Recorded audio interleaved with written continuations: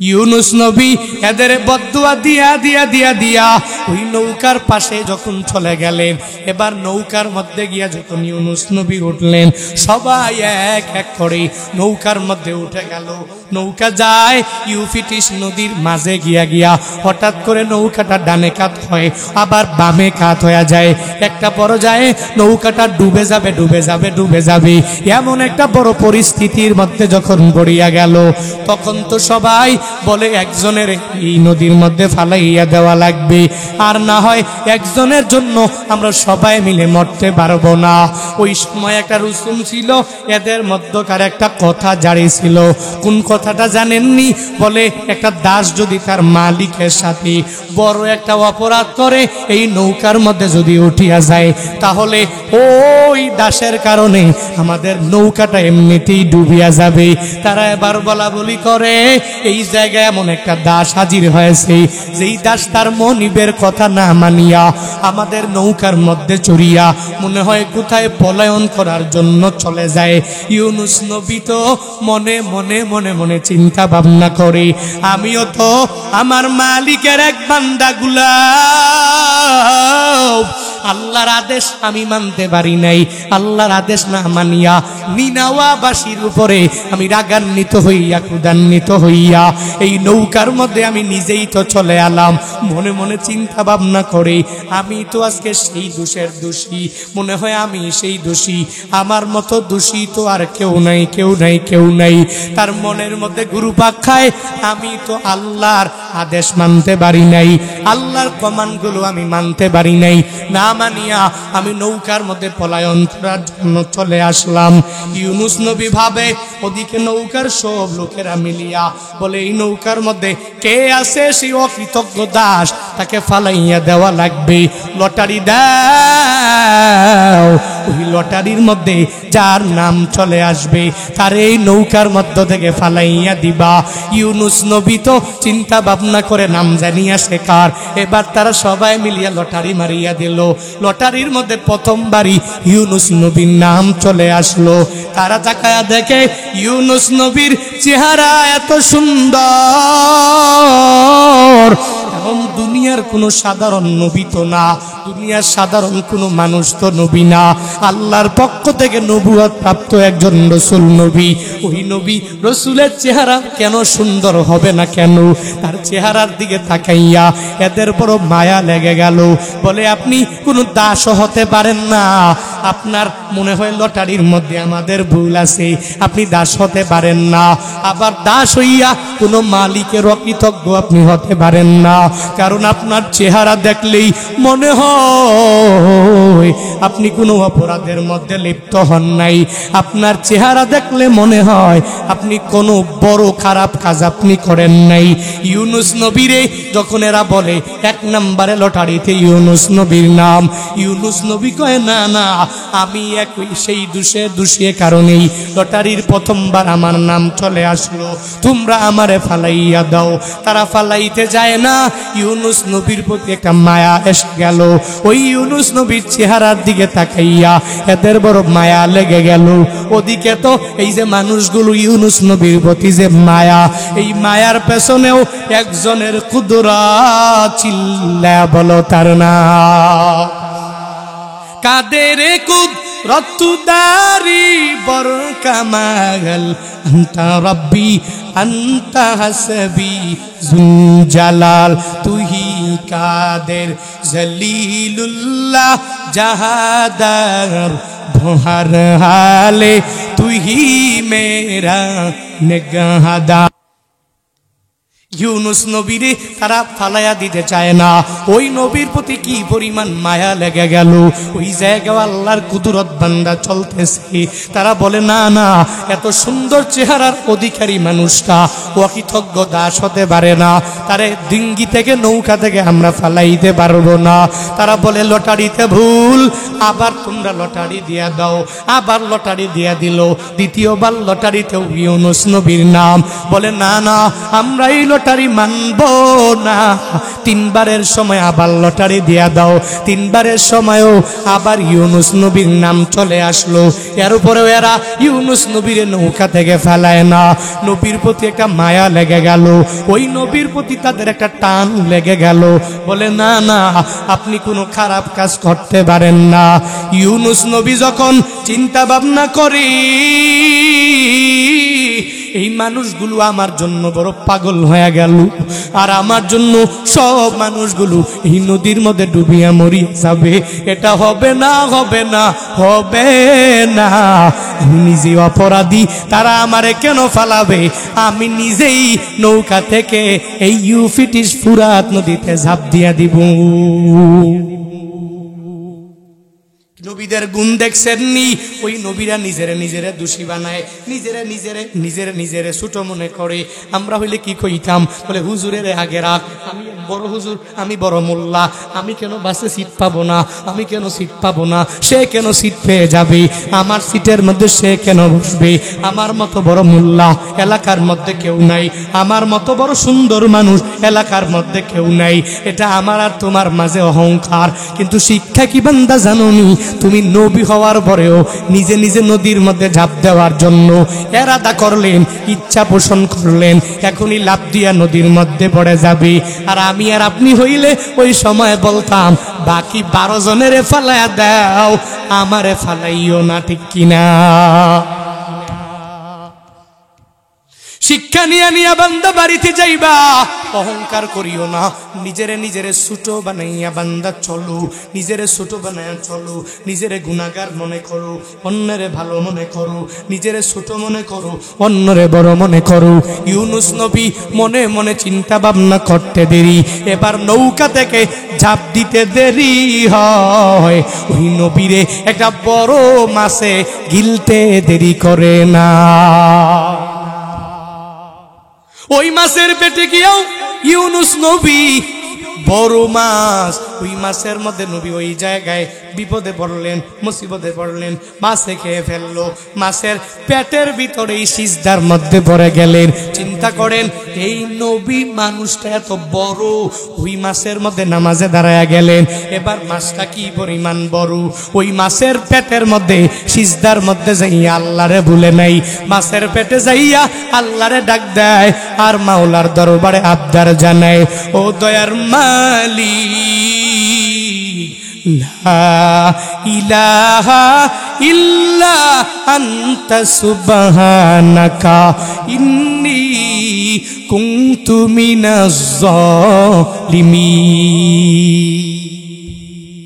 মাছের পেটে যাইয়াও সিজদার মধ্যে পড়িয়া ডাকে, আল্লাহরে আহ্বান করিয়া ডাকে আর বলে, ও আল্লাহ, তুমি ছাড়া মাবুদ কেউ নাই, তুমি ছাড়া ইবাদত পাওয়ার যোগ্য কেউ নাই, তুমি ছাড়া আমার কেউ নাই। সুবহানাক, তুমি হলা পুত পবিত্র আল্লাহ। ও আল্লাহ, তুমি পুত পবিত্র, তুমি মহান, তোমার ছাড়া আমার দুনিয়াতে কেউ নাই। কিন্তু আমি জানি নিনাওয়াবাসীর কাছ থেকে বিদায় নিয়া এদের উপরে গজবের বদদোয়া করিয়া এই নৌকার মধ্যে আসা আমার নিজের জন্য উচিত হয় নাই। ইন্নী কুনতু মিনাজ জালিমিন, আমি নিজের জালেমদের কাতারের মধ্যে অন্তর্ভুক্ত বানাইলাম, আমি নিজের জালেম পরিচয় দিয়া দিলাম। কিন্তু আল্লাহ, তুমি আমারে ক্ষমা করে দাও। ওই মাছের পেটের মধ্যে যাইয়াও আল্লাহরে যেহেতু ভুলে নাই, মুফাসসিরিনে কেরামগণ জানায়া দেয়, ইউনুস নবী মাছের পেটের মধ্যে যাইয়া যদি আল্লাহর চিন্তা ভাবনা না করে, যদি অন্য কোনো চিন্তা ভাবনা করতেন, কিয়ামত পর্যন্ত আল্লাহ নবীরে মাছের পেটের মধ্যেই রাখতেন। কিন্তু ওই জায়গায় তিনি আল্লাহকে স্মরণ করে করে আল্লাহকে ডাকতে দেরি হয়ে যায়। আল্লাহ বলেন, ফাস্তাজাবনা লাহু ওয়া নাজাইনাহু মিনাল গাম্মি ওয়া কাযালিকা নুনজিল মুমিনিন।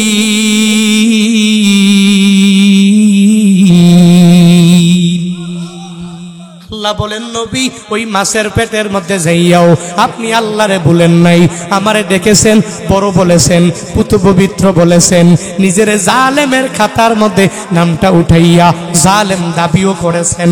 ও নবী যান যান, এই মাছের পেট থেকে আমি আপনারে মুক্তি দিয়া দিলাম, এই বড় বিপদ থেকে আমি আল্লাহ বাঁচায়া দিলাম।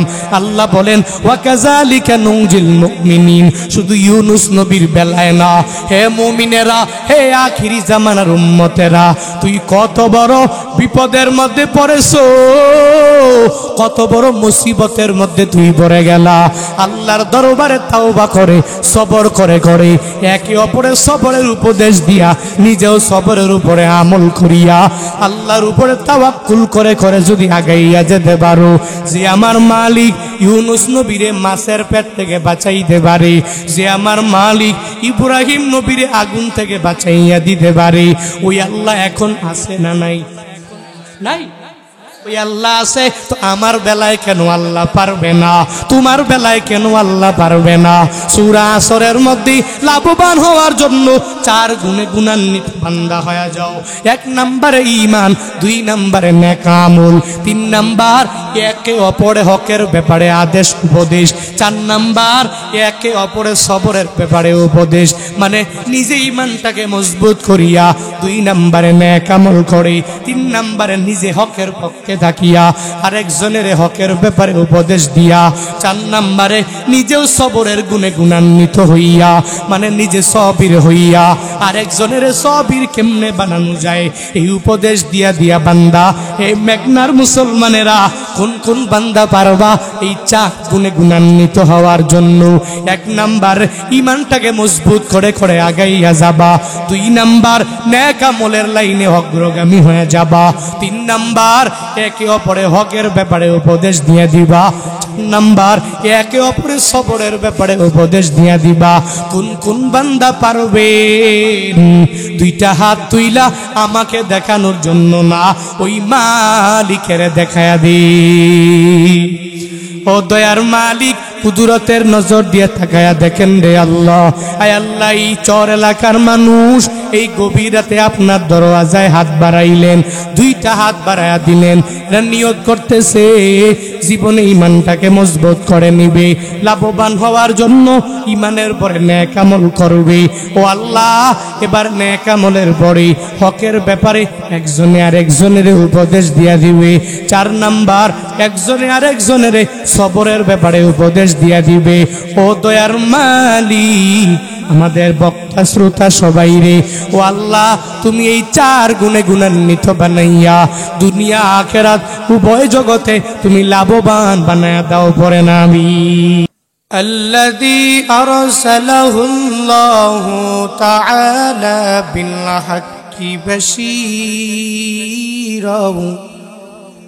ونذيرا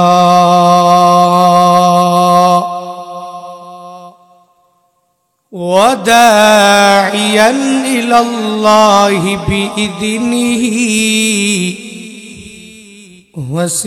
وسراجا منيرا.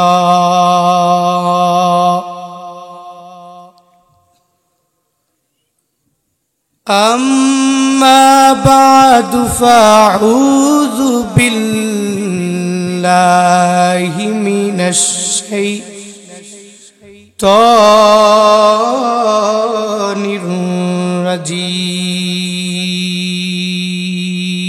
الرجيم. بسم الله الرحمن الرحيم.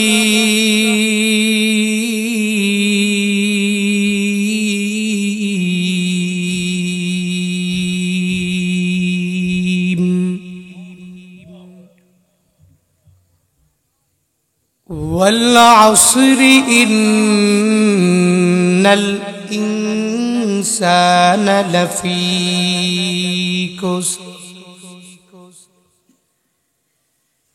إلا الذين آمنوا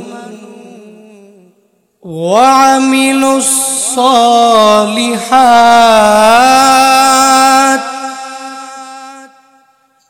وتواصوا بالحق وتواصوا بالصبر.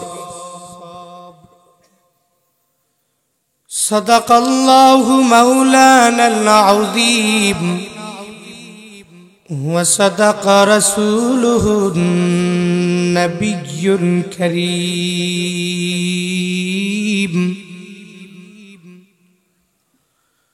ونحن على ذلك لمن الشاهدين والشاكرين والذاكرين والحمد لله رب العالمين.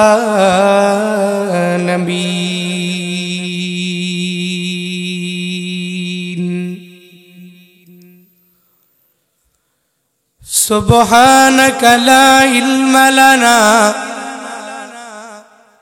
إلا ما علمتنا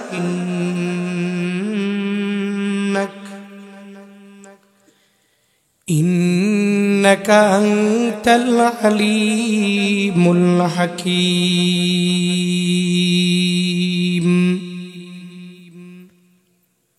رب اشرح لي صدري ويسر لي أمري واحلل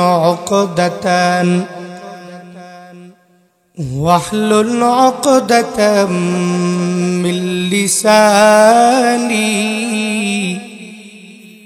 يفقه قولي.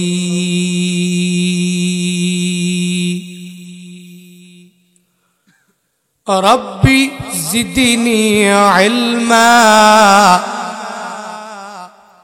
ربي زدني علما ربي زدني علما ربي يسر ولا تعسر وتمم علينا بالخير.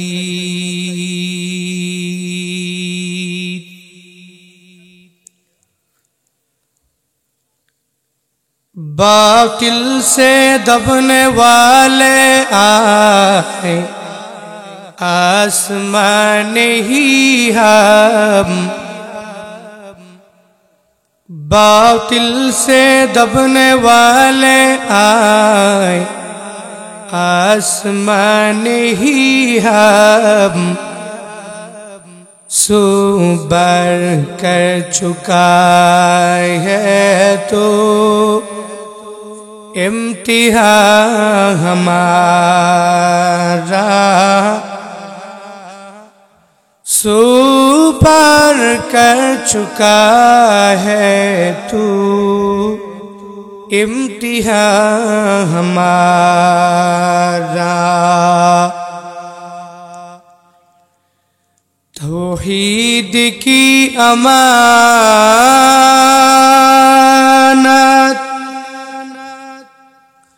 सीनों में है हमारे, आशा नहीं मिटाना नामो निशा हमारा, आशा नहीं मिटाना नामो निशा हमारा। मोहम्मद ने आकर कुफर को मिटाया,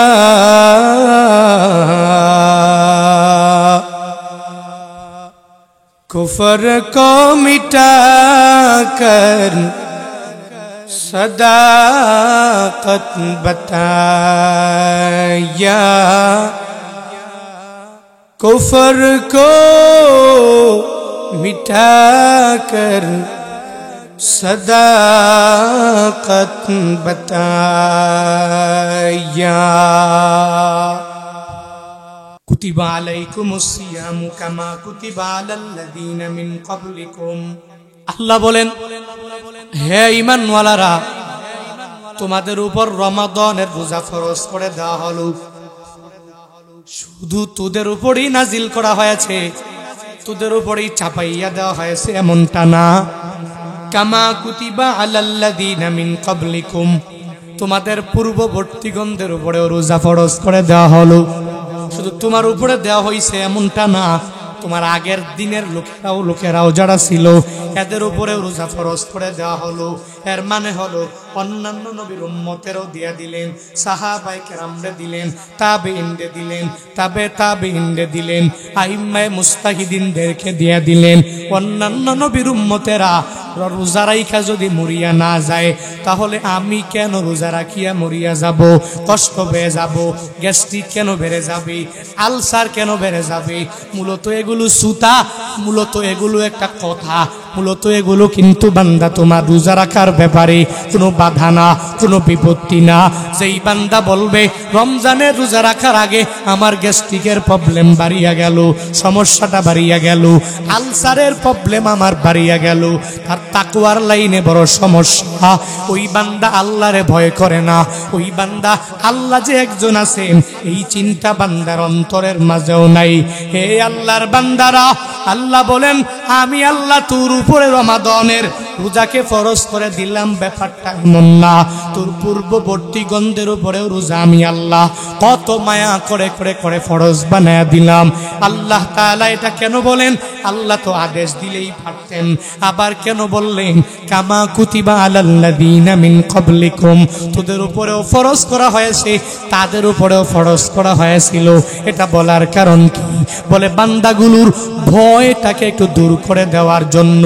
কারণ বান্দারা তো বিভিন্ন সময়ে আমলের লাইনে গিয়া বড় ভয় পাওয়া যায়। দুনিয়ার সব কাজগুলো বান্দা করে, ওই সময়ে বান্দা ভয় পায় না। ওই সময়ে রোগের কোনো ভয় নাই, ওই সময়ে ব্যাধির কোনো ভয় নাই, ওই সময়ে গ্যাস্ট্রিকের কোনো ভয় নাই, ওই সময় আলসারের কোনো ভয় নাই। শুধু আমলের লাইনে এই বান্দাগুলো অজুহাত দেওয়ার জন্য পাগল হয়ে যায়। মুফাসসিরিনে কেরাম জানায়া দেয় আল্লাহ কেন বললেন হে গোলামেরা তোদের পূর্ববর্তী গণদের উপরেও রোজা ফরজ করে দেওয়া হলো। একটা উদাহরণ দিলে ভালো করে আপনারা বুঝে যাবেন। দেখবেন আপনাদের এলাকার মধ্যে কত মানুষ আছে অনেক রোগে রোগান্বিত হয়ে গেল, এত বড় বড় বড় বড় রোগে রোগা হয়ে গেল। এই রোগীটারে যখন আপনি ঘরের মধ্যে রাখিয়া দিলেন, আস্তে আস্তে ওই বান্দাটা চিন্তা ভাবনা করবে। তাকান, এদিকে তাকান, একটা বড় উদাহরণ দিচ্ছি আপনাদেরকে, ওদিকে তাকাইলে তো বুঝবেন না। আপনাদের এলাকার মধ্যে এমন একটা ব্যক্তি আছে, যেই ব্যক্তি এমন বড় রোগী, এত বড় রোগ, ওই রোগে সে রোগা হয়ে গেল। এখন একদিন চলে গেল, 2 দিন চলে গেল, 3 দিন চলে গেল, 4 দিন চলে গেল, সপ্তাহ মাস পার হয়ে গেল। আস্তে আস্তে ওই বান্দা আস্তে আস্তে রোগা হয়ে যায়।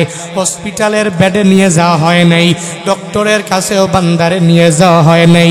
এখন এই আল্লাহর বান্দা ঘরের মধ্যে যখনই রইল, চিন্তা ভাবনা করে মনে হয় এই এলাকার মধ্যে আমার মতো বড় রোগী আর কেউ নাই, এই এলাকার মধ্যে আমার মতো এমন একটা রোগ মনে হয় আরো একজনের নাই।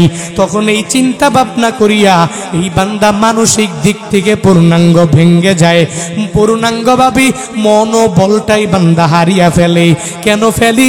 বান্দা মনে মনে চিন্তা ভাবনা করে আমি তো এলাকার মধ্যে সবচেয়ে বড় একজন রোগী, এই এলাকার মধ্যে আমার মতো বড় রোগের রোগী আর কেউ নাই। কিন্তু এই বান্দাটারে তার আত্মীয় স্বজনেরা দরিয়া দরিয়া দরিয়া দরিয়া যদি হসপিটালের বেডের মধ্যে নিয়ে শুয়াইয়া দেয়, ওই বেডে যাওয়ার পরে এবার বান্দা তাকায়া দেখে, হায় হায়, শুধু আমি মনে করেছিলাম এতদিন আমি বড় রোগী, আমি এখন তাকায়া দেখি আমার চাইতেও বড় রোগী আমার পাশের বেডে যে শায়িত রইল, সে আমার চেয়ে অনেক বড় রোগী হয়ে গেল, তার রোগটা আমার চেয়ে অনেক বড় রোগ। এতদিন মনে করেছিলাম আমি মনে হয় বড় রোগী, এখন দেখি আমার চেয়ে বড় রোগীর অভাব নাই। তখন দেখবেন অটোমেটিক্যালি মনোবল আবার ফিরিয়া পায়, তখন মানসিক আস্থাটা বান্দা ফিরে পায়। ঠিক তদ্রূপভাবে ডক্টরেরাও এই বান্দার যত বড় বড় বড় বড় রোগ আছে, ওই রোগগুলো পেশেন্ট যে তার কাছে বলে না, রোগীর কাছে বলে না, রোগীর ছেলেরে গিয়া জানায়া দেয়, মেয়েরে জানায়া দেয়, নাতিরে জানায়া দেয়, নাতিনের জানায়া দেয়, তার বউয়ের জানায়া দেয়, অথবা তার স্বামীকে জানায়া দেয়। রোগীরে জানায় না কেন?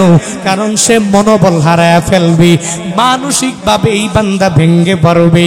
এজন্য এই আল্লাহর বান্দাগুলোরে ডাক্তার জানায় না আপনার এত বড় রোগ হয়ে গেল, কারণ এই বান্দা যখনই মনে করবে আমার মতো বুড়ো রোগী এলাকার মধ্যে কেউ নাই, তখন রোগের মাত্রাটাও বান্দার বাড়িয়া যাবে। ঠিক তদ্রূপভাবে আল্লাহ বান্দার এই মনের বড় রোগ দূর করার জন্য আল্লাহ বলেন, হে গোলামেরা, আমি তোদের উপরে রমাদানের 30টা রোজা ফরজ করে দিয়ে দিলাম। শুধু তোদের উপরে দেই নাই, তোদের আগের উম্মতেরও আমি আল্লাহ দিয়ে দিলাম। এরা যেহেতু রোজা রাখিয়া মরে যায় নাই, গ্যাস্ট্রিকের প্রবলেম যেহেতু হয় নাই, আলসারের প্রবলেম যেহেতু হয় নাই, তাহলে তোদেরও কোনো সমস্যা হবে না। তাহলে এখন থেকেই চিন্তাটা দূরীভূত করে দাও। হে যুবকেরা, তুমি যদি মনে করো আমার সারাদিন না খায়া থাকলে বডিটা চিকুন হয়ে যাবে, 1 মাস পরে আমি রোগা হয়ে যেতে পারি, এই চিন্তা বাদ দিয়া দাও। বরং তাকওয়া অন্তরের মধ্যে লইয়া যেই বান্দা রমাদানের মধ্যে 30টা রোজা রাখবে, যদি তাকওয়া থাকি, ইখলাস আর একনিষ্ঠতা বান্দার অন্তরের মাঝে থাকে, আমি টার্গেট দিয়া বলতে পারি, বান্দা তোমার রমজানের আগে যত বড় রোগটা তোমার মাঝে ছিল, রমজানের 30টা রোজা ইখলাস তাকওয়া নিয়ে রাখার কারণে অটোমেটিক এই বড় রোগটাকে ভালো করে দিতে পারে। একজন চিল্লায়া বলো তার না, আল্লাহ পারে না? কিন্তু তোমার মাঝে থাকবে ইখলাস, একনিষ্ঠতা। এজন্য তো বলি, ভয় পাওয়ার বান্দা কোনো দরকার নাই।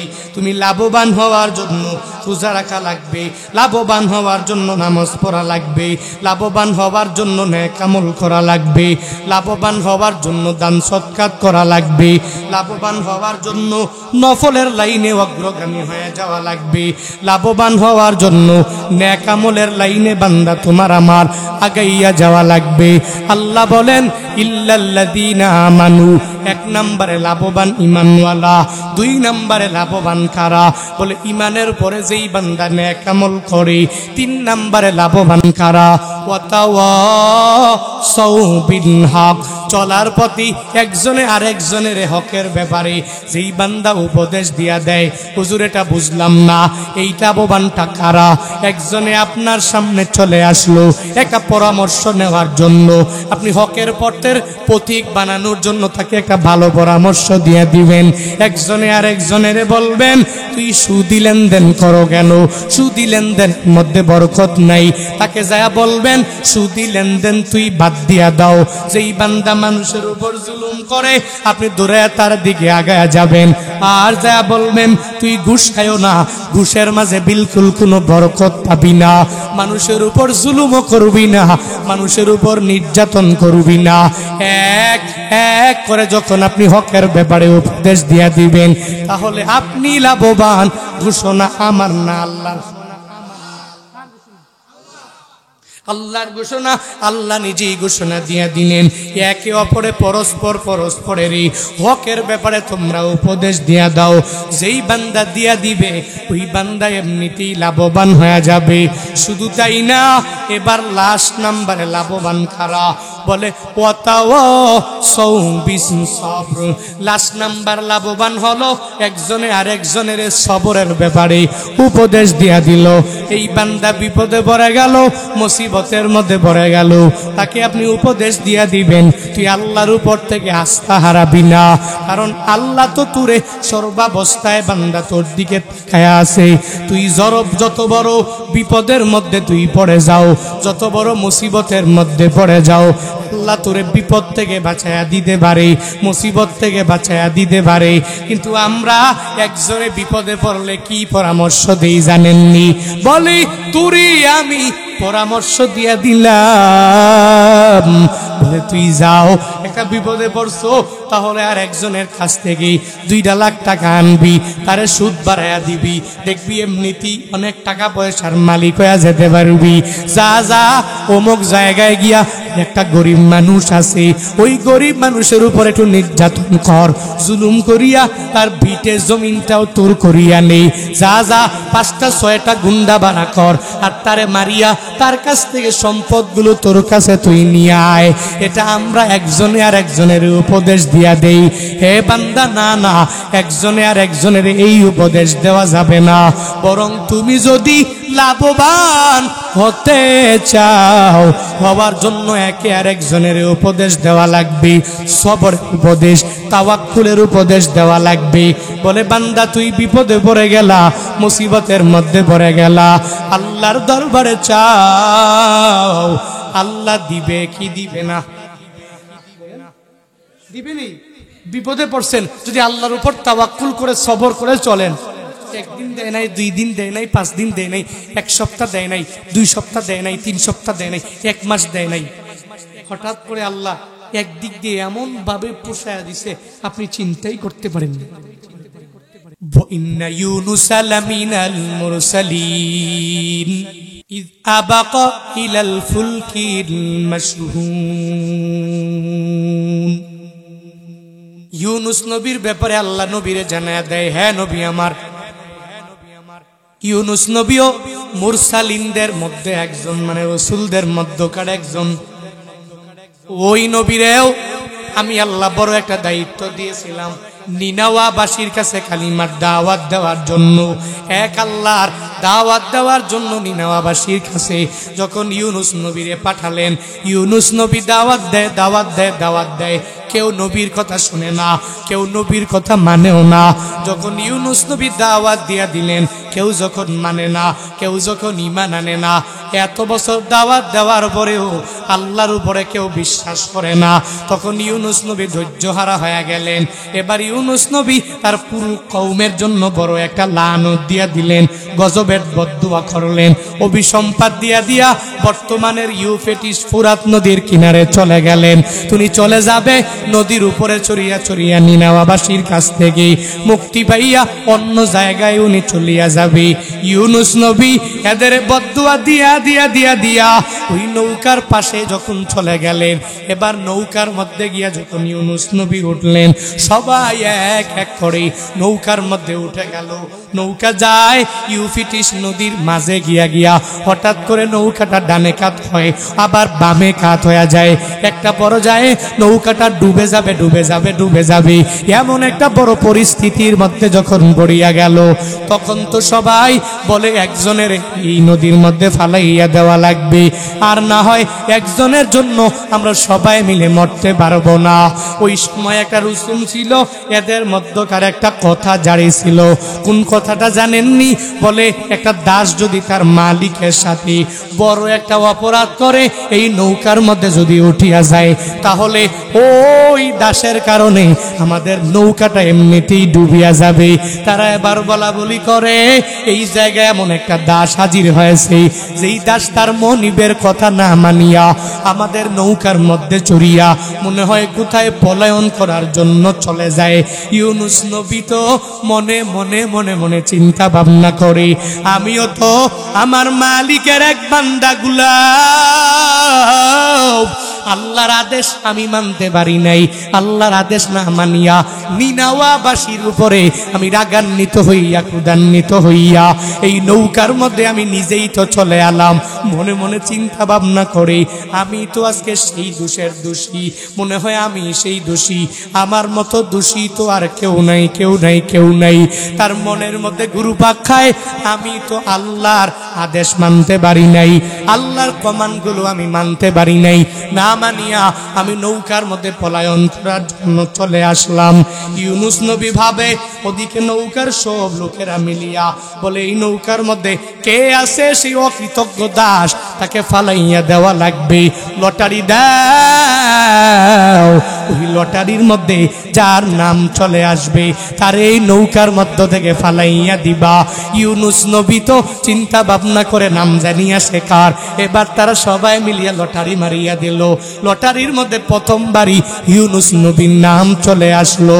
তারা তাকায়া দেখে ইউনুস নবীর চেহারা এত সুন্দর, এবং দুনিয়ার কোনো সাধারণ নবী তো না, দুনিয়ার সাধারণ কোনো মানুষ তো নবী না, আল্লাহর পক্ষ থেকে নবুয়ত প্রাপ্ত একজন রসুল নবী।